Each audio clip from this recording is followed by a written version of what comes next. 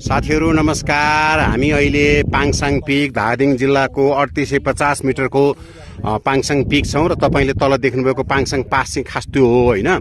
तपाईलाई मैले अलिकति जुम गरेर देखाएँ, तपाईले देख्नुभयो होला। यो चाहिँ तल देखेको हरियो भएको चाहिँ यो पोर्टर हाउस भनेर बनाइएको हो।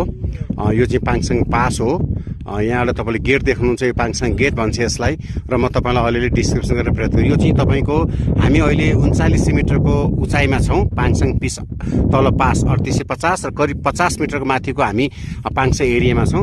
तपाईले यो देख्नु भएको तीनटा हिमाल, सबैभन्दा लेफ्टपट्टिको गणेश 1, गणेश 2 र गणेश 3। यो तपाईलाई देखेको गणेश 1 हो, जहाँ मैले तपाईलाई जुम गरिरहेको छु। गणेश 1 हो। यो बीचको तपाईको गणेश 2 हो। यो अर्को गणेश 3 हो। र यो तपाईको पिकको बीचमा अलिकति कालो भएको र टुप्पो देख्नु भएको छ। यो चाहिँ तपाईको पाल्दो पिक हो हैन। अब यो तपाईको यो गणेश हिमालको मुनि देखिएको यो अलिकति चुच्चो छ। यो चाहिँ पाल्दो डाँडा हो। त्यहाँबाट जान सक्ने हो भने चाहिँ हामी अलिकति यो सबै हिमाल देख्थ्यौं। अहिले हामी त्यहाँ गएनौं किनकि हामी आज तिप्लिङमा बस्ने तयारीमा छौं। र हाम्रा साथी तपाईले यहाँ देख्नु भएको छ यो, र यतातिर चाहिँ यो जुन तपाईले देख्नु भएको छ हिमाल, यो चाहिँ लाङटाङ हिमाल हो। र यो तपाईको लाङटाङ हिमालको रेन्ज यही हो। लाङटाङ हिमाल तपाईले रेन्ज देख्नु भएको छ, लाङटाङको रेन्ज। यो तपाईको यो पाङसाङ पिककै एरिया हो। यो चाहिँ तपाईले यसरी हाम्रो साथीहरुको ठुले यहाँबाट देख्नुभएको आज बादलले अलिकति समस्या जस्तो त नभनु देखिएको छ। तपाईले देख्नुभएको तलको गाउँ चाहिँ तिप्लिङ हो, जहाँ आज हाम्रो बास हुन्छ। त्योभन्दा पारिपट्टिको गाउँ तिप्लिङ भन्दा पारि सेर्तुङ हालको रुबी भ्याली गाउँपालिकाको कार्यालय भएको रुबी भ्यालीको सेर्तुङ हो। यो तपाईको पारिपट्टिको, वारिपट्टिको तिप्लिङ हो।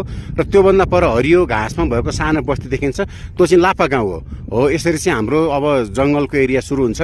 र हामी आज एकदम अनि तपाईलाई म यहाँ माछापुच्छ्रे देखाउन प्रयत्न गर्छु। अब आज क्लियर छैन। अब यो अलिक माछापुच्छ्रे गणेश हिमाल भन्दा बीचको मनासलु हो है। एउटा कुरो तपाईलाई मैले यो देखेको चाहिँ तपाईको मनासलु एरिया हो। मनासलु भन्दा अलि परपट्टि, अलिकति परपट्टि तपाईले जुन देखिरहनु भएको छ यो चाहिँ माछापुच्छ्रे हो। यो एउटा लक्की ठाउँ रहेछ। आज हामी पाङसाङ पिकबाट मात्र कभर गर्यौं।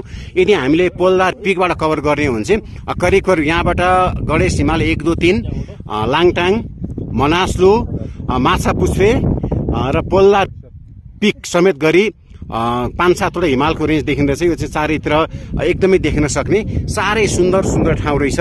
अब यो चाहिँ तपाईको काठमाडौँबाट साह्रै नजिक, काठमाडौँबाट नजिक हिमाल हेर्न चाहने तर हिँड्न नसक्ने व्यक्ति महानुभावहरूलाई गाडीमा अहिले हामी हाम्रो बोलेरो गाडीमा तपाईले तल देख्नुभएको छ।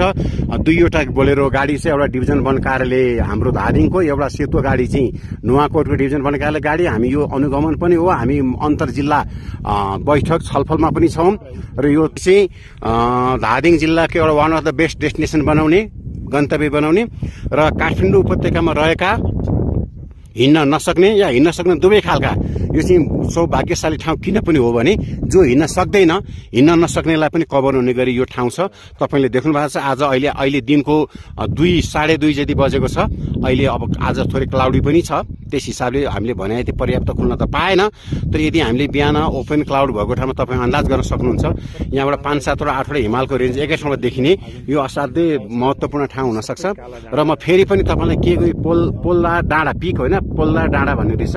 पोल्ला डाँडाबाट चाहिँ अझ सबै धेरै देखिँदो रहेछ। यो डाँडाबाट, यो पिकबाट, यो डाँडाबाट चाहिँ अब यो तपाईले जुन कालो राख्नुभयो अझ हामी चाहिँ यो ठ्याक्कै पोल्ला डाँडा गणेश हिमाल मुनिको ठ्याक्कै पिकमा हामी देख्न सक्छौँ। यो चाहिँ 42 मिटरमा छ। देख्दा त्यति नजिक देखिन्छ तर 42 मिटरमा छ। र जान पनि करिब 2-3 घण्टा लाग्छ भन्ने कुरो रह्यो। यहाँबाट देख्दाखेरि 1 घण्टा आधा घण्टा पुगिन्छ लाग्छ, तर करिब 3 घण्टा 2.5-3 घण्टा लाग्छ भन्ने कुरा हो। गणेश हिमाल 1 2 3, पोल्दार पिक, त्यसपछि यतातिर लाङटाङ हिमाल र तपाईको मनासलु। अब म तपाईलाई मनासलुतिर फर्काएँ। यो मनासलु हिमाल हो र मनासलु हिमाल भन्दा पर माछापुच्छ्रे पिकमा तपाईलाई हामी